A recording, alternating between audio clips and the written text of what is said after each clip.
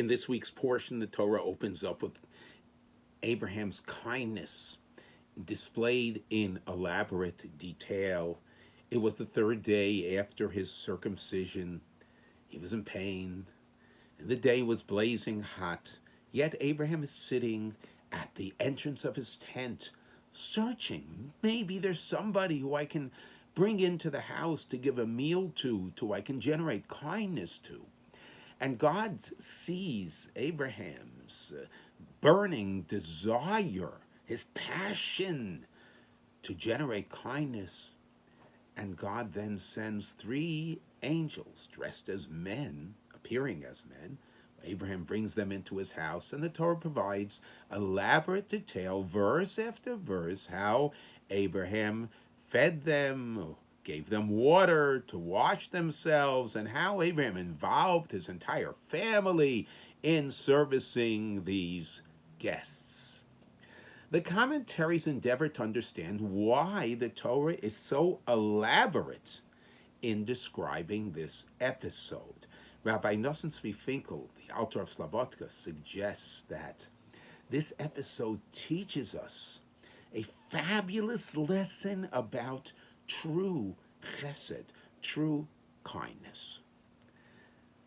The angels, the men, they weren't asking to be invited in. They weren't asking for a meal. They weren't asking for a drink.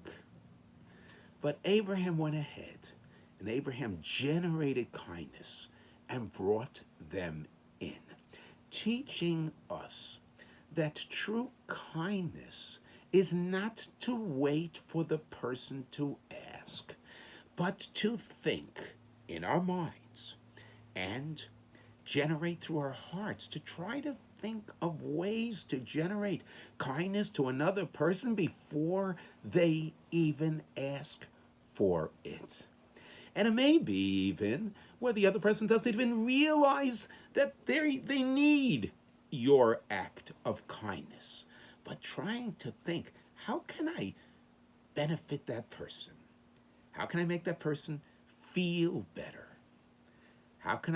What can I do to help the next person physically, emotionally, spiritually, without their even asking?